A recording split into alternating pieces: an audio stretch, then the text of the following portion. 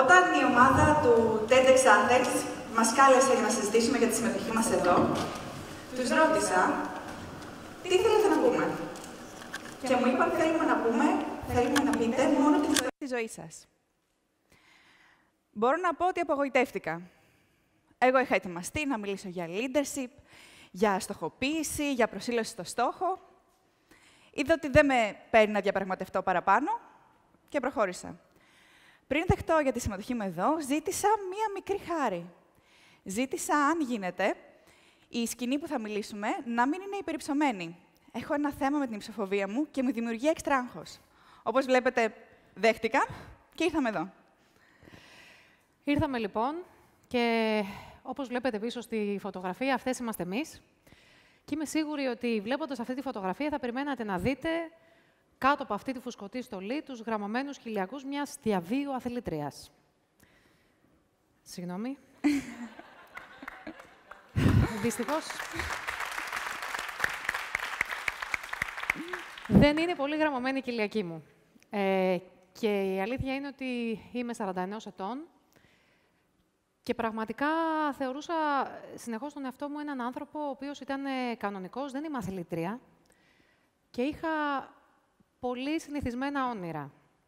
Επειδή προέρχομαι από μια μικρομεσαία οικογένεια, ήθελα πάντα να κάνω παιδιά, να έχω το δικό μου σπίτι, να έχω μια καλή δουλειά.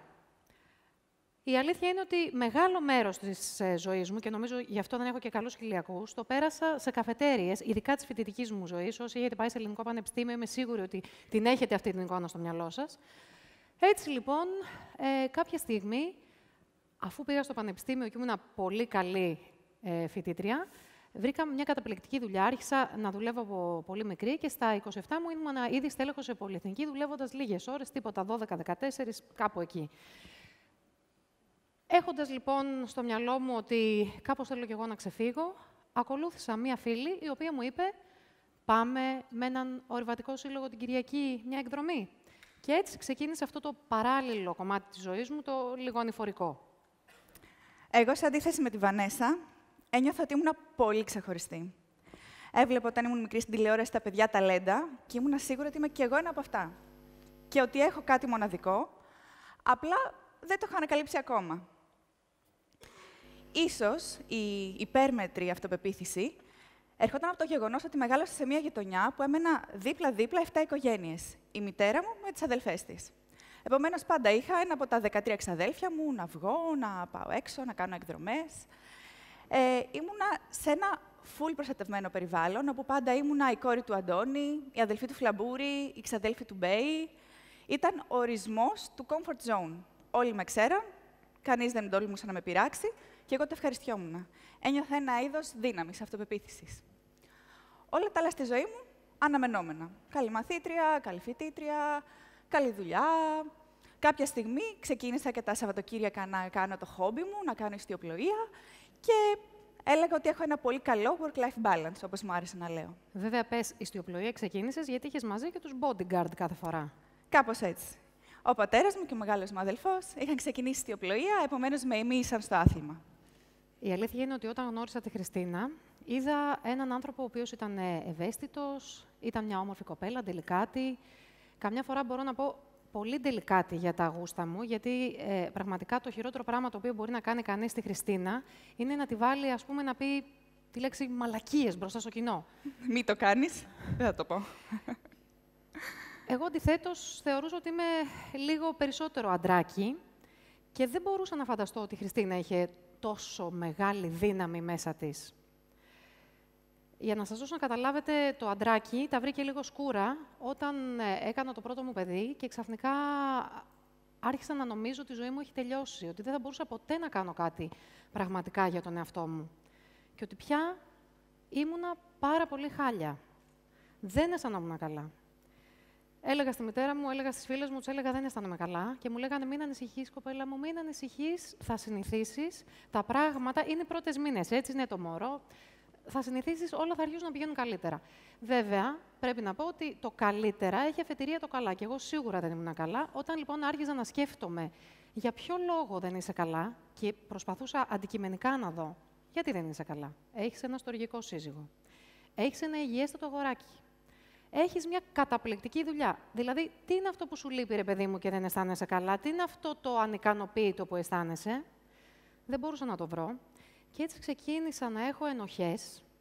Ήμουνα ένας αχάριστος άνθρωπος, αυτό είχα καταλήξει να πιστεύω. Και ξεκίνησε και το συναίσθημα αυτό της συνήθειας. Εγώ πάλι, πρώτη φορά που έκανα κάτι εκτός συνήθειας, ήταν όταν ο ξαδελφός μου, ο Δημήτρης, μου ζήτησε να πάμε μια εκδρομή αναρρίχησης. Ήταν μια δραματική μέρα για μένα. Με το που έπιανα το βράχο και απομάκρυναν τα πόδια μου από το έδαφος, με έλουζε κρύος υδρότας. Η καρδιά μου χτύπαγε τόσο δυνατά από το φόβο μου, που ένιωθα ότι θα σταματήσει. Δεν ξέρω γιατί φοβόμουν τόσο πολύ. Ίσως με επηρέασαν οι 7 θείες που σας έλεγα, είχαν όλες ψοφοβία. Κάθε φορά όταν πήγαινα στην άκρη μιας ταράτσας ενός μπαλκονιού, ήταν σαν να άκουγα μια φωνή που φώναζε. Χριστίνα, μη! Κάπως έτσι. Και ακόμα μέχρι τώρα, κάθε φορά όταν θα πάω στην άκρη μιας ταράτσας, στην άκρη μια πλαγιάς, την ακούω. Αποφάσισα να το καταπολεμήσω. Γύρισα ξανά στο βουνό, προσπαθώντας να ξεπεράσω το φόβο μου. Πάντα όμως με τον ξαδελφό μου. Όταν κουραζόμουν, ήταν εκεί και μου έπαιρνε το σάκο. Όταν φοβόμουν, μου πιάνε το χέρι να κάνουμε μαζί το βήμα. Πάντα μαζί και μόνο μαζί του. Όταν δεν μπορούσε να έρθει μαζί μου στο βουνό, έμενα σπίτι. Δεν ένιωθα τόσο δυνατή για να κάνω το βήμα μόνη μου. Τη Χριστίνα τη γνώρισα στη Μαλαισία. Εννοείται με τον ξαδερφό της και με φίλους της γύρω-γύρω. Βασικά, ήμασταν μια καταπληκτική παρέα. Είχαμε πάει στη Μαλαισία με ένα γκρουπ. Συγγνώμη. Όπως καταλαβαίνετε, δεν είχα καμία διάθεση να γνωρίσω ανθρώπους εκτός του γκρουπ. Εκτός της παρέας μου. Παρ' όλα αυτά, μου έκανε εντύπωση η Βανέσα. Είδα μια όμορφη, δυναμική γυναίκα, μόνη της, στην άλλη άκρη του κόσμου. Φαινόταν φυσιολογική. Παρ' όλα αυτά, σκέφτηκα ότι η γεροντοκόρη είναι η ζωντοχύρα. Και έτσι πήγα και της μίλησα. Τελικά, ήταν μια χαρά παιδί και έγινε αμέσως μέλος της ομάδας μας. Τώρα, για να πω και εγώ την δική μου ιστορία, δεν είχε πάρα πολύ άδικο η Χριστίνα. Δεν είναι πολύ φυσιολογικό για μια γυναίκα να πηγαίνει μόνη της, με αγνώστους, στην άκρη του κόσμου. Αλλά η ιστορία έχει κάπως έτσι. Όταν γεννήθηκε το πρώτο μου παιδί, αποφασίσαμε με τον άντρα μου να κάνουμε σαν ζευγάρι κάποια πράγματα για να διατηρήσουμε τη σχέση μας. Το κάνουν τα περισσότερα ζευγάρια, αυτό δεν ξέρω. Αποφασίσαμε λοιπόν, αφού μας αρέσει η ορειβασία, αφού μας αρέσουν τα ταξίδια, μια φορά το χρόνο να κάνουμε ένα μεγάλο ταξίδι και να έχει έτσι μια διάσταση ορειβατική. Ξεκινήσαμε, πήγαμε το 2009 στην Ισλανδία, το 2010 πήγαμε στο Νεπάλ, στο Base Camp και μετά γεννήθηκε και το δεύτερο μου παιδί. Αλλά συνεχίσαμε εμείς εκεί ακάθεκτοι με 2 παιδιά. Το 2012 πήγαμε στο Matterhorn, που νομίζω το ξέρετε όλοι, όχι επειδή κάνουν το ορειβασία, αλλά γιατί είναι πάνω στην Τομπλερόνε, είναι το σηματάκι της Τομπλερόνε. Όλοι τρώτε σοκολάτες, φαντάζομαι. Στο Κιλιμάντζαρο. Ήμασταν γενικότερα μία ομάδα. Στο μυαλό μου το είχα ότι είμαστε μία δεμένη ομάδα. Εκεί ήμουν πολύ περήφανη γι' αυτό. Μέχρι το 2015, που εκεί ένας φίλος του είπε τι ωραία θα ήταν να κάνουμε ένα ταξίδι στην Αμερική. Να κάνουμε, το είχα εκλάβει εγώ βέβαια, διότι εκεί όταν ονειρευόμουν ότι θα πήγαιναν για αναρριχήσεις, για Yellowstone, για πράγματα τα οποία θα ήταν φοβερά και τρομερά, ανακάλυψα ότι δεν ήμουνα το ισότιμο μέλος της ομάδας που είχα μέσα στο μυαλό μου, αλλά ήμουνα ένα βάρος. Για τον άντρα της. Λάθος τι μεγάλο. Η αλήθεια είναι για να τον δικαιολογήσω τον άνθρωπο, είχα πάρει κιλά σε σχέση με την προεγκυμοσύνη σε εποχή, αλλά το να με πούνε βάρος, το έφερα βαρέως. Οπότε είχα μία επιλογή. Γιατί πρέπει να πω, να το ξεκαθαρίσω σε εσάς τουλάχιστον που με ακούτε, ότι εγώ ανέβαινα βουνά. Όχι για να ακολουθήσω τον άντρα μου. Ανέβαινα βουνά γιατί τα έβλεπα στα όνειρά μου. Ήταν για μένα ο υπέρτατος σκοπός. Το περίμενα μία φορά το χρόνο. Δυστυχώς όμως, σε εκείνη τη χρονική στιγμή είχα μόνο μία επιλογή. Ή θα πήγαινα μόνη μου, οπουδήποτε να είχα να πάω, ή αργά ή γρήγορα θα γινόμουν ζωντοχύρα. Και ευτυχώς ήρθε. Και όταν γυρίσαμε από εκείνη την εκδρομή στη Μαλαισία, συνέχισε η καινούργια παρέα να βγαίνει. Θυμάμαι, είχαμε βγει ένα βράδυ κάπου στο Κουκάκι, για τσίπουρα, μόνο η Βανέσα έπινε ούζο. Και ένας φίλος μας ο Φώτης, μοιράστηκε τον όνειρό του. Μας είπε ότι θέλει να ανέβει στην ψηλότερη κορφή της Νοτιού Αμερικής. Η αλήθεια είναι ότι σε εκείνο το συγκεκριμένο ούζο τσίπουρο κατάστασο περίεργο, ήταν και κάποιοι φίλοι μου από τον Ορειβατικό Σύλλογο, και ξέρανε για το συγκεκριμένο βουνό, ξέρανε ότι εκεί πηγαίνανε μόνο έμπειροι ορειβάτες και σίγουρα ήταν ένα βουνό πάρα πολύ ακριβό για τα γούστα μας. Η αλήθεια είναι ότι άρχισε σιγά-σιγά να ξεφεύγει η συζήτηση μέχρι που ο Φώτης είπε «Λοιπόν, τελικά ποιος είναι μέσα για αυτό το ταξίδι?» Και η πρώτη που είπε το ναι ήταν η Χριστίνα. Ναι, είπα το ναι, γιατί απλά δεν είχα ακούσει τίποτα από όλη την περιγραφή, από το τι χρειάζεται για να πας σε αυτό το βουνό.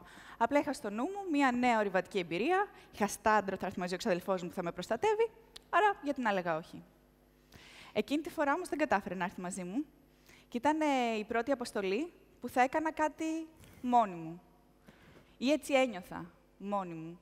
Ιδίως όταν έβλεπα το απέραντο κενό και εγώ έπρεπε να κάνω το βήμα. Χιλιάδες σκέψεις πέρναγαν από το μυαλό μου. Έβλεπα σαν ήταν ένα ανθρωπάκι και να μου έλεγε «Χριστίνα, γιατί το κάνεις αυτό στον εαυτό σου? Μην το κάνεις, μην πιέζεσαι. Βάλε τα κλάματα, κάποιος θα βρεθεί και θα έρθει να σε βοηθήσει». Και από την άλλη, ένα άλλο ανθρωπάκι να μου λέει «Έλα, Χριστίνα, μπορείς να το κάνεις. Όλα στο μυαλό σου είναι. Είναι απλά ένα βήμα μπροστά, 50 εκατοστά μπροστά, 30 μοίρες δεξιά, κινήσου γρήγορα και θα το περάσεις». Το έκανα. Και αυτή η στιγμή ήταν μαγική. Κάθε φορά που ξεπερνάω τα όρια μου, την άλλη φορά είναι μεγαλύτερα. Και αυτό έγινε για μένα ένας εθισμός. Η ψηλότερη κορφή της Νοτιού Αμερικής έφερε την ψηλότερη κορφή της Ευρώπης, την ψηλότερη κορφή της Αφρικής και τέλος την ψηλότερη κορφή της Βορείου Αμερικής στην Αλάσκα. Και εδώ πρέπει να σας πω κάτι για αυτή τη φωτογραφία. Α, ναι.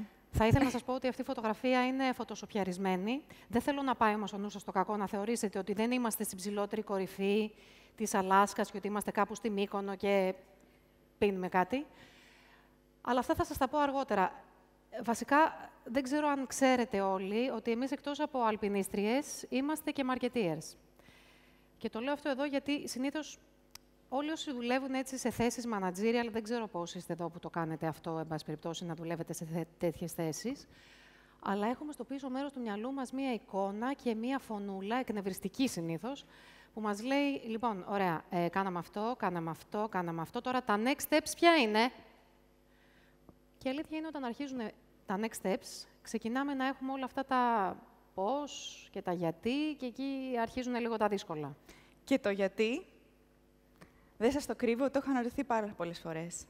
Ειδικά όταν 4 Ιουλίου ανεβαίναμε ένα βουνό στην Αλάσκα, αντί να είμαστε σε μια ξαπλώστρα, στη Μύκονο, στην Πάρο, στη Σαλαμίνα, βρε αδελφέ, και αντί να υδρώνουμε από τον ήλιο, να υδρώνουμε γιατί έχουμε να κάνουμε ένα ακόμα βαρύ, ασήκωτο, μπορώ να πω, βήμα που θα μας έφερνε πιο κοντά στην κορφή, ναι, νομίζω 1000 φορές το λεπτό παίρνει από το μυαλό μου γιατί το κάνεις αυτό στον εαυτό σου. Εδώ νομίζω όλοι κρέμεστε από τα χείλη μας. Περιμένετε τώρα να σας πούμε το γιατί. Η αλήθεια βέβαια είναι ότι δεν μπορούμε να το εξηγήσουμε και εδώ θα ήθελα λίγο να με βοηθήσετε. Να, εσείς κυρίες, θα ήθελα να μου πείτε ποια ήταν η πιο έντονη στιγμή της ζωής σας και γιατί. Παύση. Είμαι σίγουρη ότι αυτή τη στιγμή στο μυαλό σας έχετε ποια είναι η πιο έντονη στιγμή, αλλά τώρα που πάτε να το πείτε μέσα σε τόσο κόσμο, δεν βγαίνει τόσο εύκολα. Σίγουρα, όταν κάτι το αισθάνεσαι εδώ, το αισθάνεσαι όμως, είναι συναίσθημα, όταν πας να το περιγράψεις, δεν είναι κάτι το οποίο βγαίνει με λόγια. Είναι κάτι που μένει εδώ. Είναι σαν το θέλω που κάνουν τα 5χρονα, αλλά γιατί το θες, ρε παιδί μου? Έτσι αισθανόμασταν κι εμείς. Το μόνο που είχαμε καταλάβει ήταν ότι αυτό το πράγμα που θέλαμε, αυτός ο στόχος, ήταν το μόνο πράγμα που μας έκανε να αισθανόμαστε πιο ζωντανές. Αλλά δεν μπορούσαμε να το περιγράψουμε και εκεί ξεκίνησε η όλη απελπισία, γιατί λέγαμε θέλουμε κάτι δεν μπορούμε να το περιγράψουμε, κανένας δεν πρόκειται να μας καταλάβει. Και όντως, το έχουμε συζητήσει με πάρα πολλούς. Και σχεδόν κανείς δεν μπορεί να καταλάβει τι αισθανόμαστε όταν κατακτούμε μια κορφή. Είμαι σίγουρη ότι όλοι όμως μπορεί να καταλάβετε αυτό το συναίσθημα, το να θες κάτι πάρα πολύ και όλοι να νομίζουν ότι δεν μπορείς να τα καταφέρεις. Μια γυναίκα δεν μπορεί να ανέβει σε μια υψηλή κορφή χωρίς τη βοήθεια ενός άντρα. Μια γυναίκα δεν μπορεί όταν έχει παιδιά να κυνηγά ειδικούς προσωπικούς στόχους. Και αν δεν έχεις πτυχίο, δεν μπορείς να βρεις μια καλή δουλειά με τίποτα. Και γενικότερα θα επιστρέψω, γιατί αυτό ήταν το σημαντικό, μια γυναίκα δεν μπορεί να ανέβει μια ψηλή κορφή χωρίς τη βοήθεια ενός άντρα. A woman can't be, Χριστίνα. Αυτό ακριβώς λέγανε για μένα όταν πήγαμε στην αποστολή στην Αλάσκα. Φίλοι, γνωστοί, δάσκαλοι μου λέγανε «Μην πας, είσαι πολύ μικρή. Δεν θα τα καταφέρεις. Δεν έχεις εμπειρία. Δεν έχεις κάποιον δάσκαλο μαζί σου για να σε βοηθήσει». Ναι, η αλήθεια ήταν ότι δεν ήταν μόνο αυτό το πρόβλημα. Ένα από τα άλλα προβλήματα τα οποία είχαμε ήταν ότι... Πρόβλημα. Εντάξει. Ναι, δεν ήταν μόνο αυτή η κριτική. Γιατί ένα από τα άλλα θέματα τα οποία είχαμε ήταν ότι στην Αλάσκα δεν είχε πάει καμία άλλη Ελληνίδα. Όταν λοιπόν οι άνθρωποι από την ομάδα ακούγαν ότι σε περίπτωση που τα καταφέρουμε, μία από τις δυο μας θα ήταν η πρώτη Ελληνίδα που θα ανέβαινε στην κορυφή της Βορείου Αμερικής, στην Αλάσκα. Μας λέγανε τότε όλοι κοροϊδευτικά, τρολάροντας και όλα αυτά. Καλά, κορίτσια, θα έχετε μαλλιοτραβήγματα στην κορυφή. Παρ' όλα αυτά, δεν το είχαμε συζητήσει ποτέ με τη Βανέσα. Και έτσι πέρασαν περίπου 3-3,5 εβδομάδες μέσα στο βουνό, προσπαθώντας να κατακτήσουμε τη συγκεκριμένη κορφή.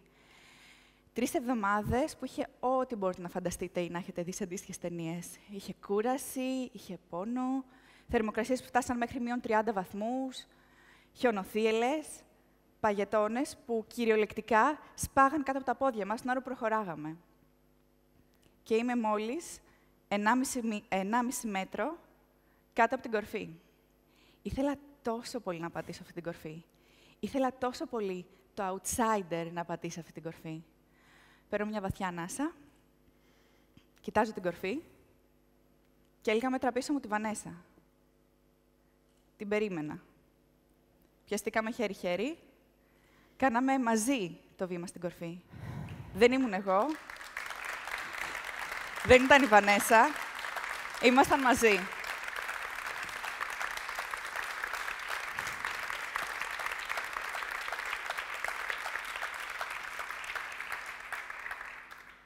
Κάθε πρωί ξυπνάω με ένα στόχο καρφωμένο στο κεφάλι μου. Πλέον τον ξέρουν όλοι. Πλέον το έχω αποδεχτεί ανοιχτά. Η αλήθεια είναι ότι κι εγώ μου πήρε χρόνο να το αποδεχτώ ανοιχτά, γιατί μεγάλωσα στην εποχή που λέγανε «Μην το πεις πουθενά. Μην το πεις στη θεία σου. Αν το μάθουν τα ξαδέρφια σου, θα ξεκουτσοβολέψουνε, δεν το ξέρεις». Τώρα, άμα δεν μπορούσα να εμπιστευτώ τα ξαδέρφια μου, πώς μπορούσα να εμπιστευτώ μία άγνωστη, έναν άγνωστο? Η αλήθεια είναι ότι όταν κάτι φοβάσαι πολύ, γιατί ακόμα φοβάμαι το τι θα πει ο κόσμος, ο φόβος αυτός, όταν τον περνάς μαζί με κάποιον άλλο, μοιράζεται. Κάθε βράδυ βλέπω πάντα το ίδιο όνειρο. Με βλέπω να αντικρίζω την κορφή του Everest. Είμαι μόλις 1-2 ώρες πίσω από την κορφή. Και εγώ βλέπω κρεμαστές γέφυρες, βλέπω σημαίακια νεπαλέζικα. Βλέπω την κορυφή εκεί μπροστά, εκεί, 1,5 μέτρο ακόμα. Δεν είμαι μόνη μου. Φωνάζω, φτάνουμε. Είμαστε κοντά. Πάντα είναι κάποιος δίπλα μου. Στην ίδια σκηνή. Δεμένο στο ίδιο σκηνή. Δεν είναι ο σύντροφος της ζωής μου. Είναι η Χριστίνα. Ευχαριστούμε.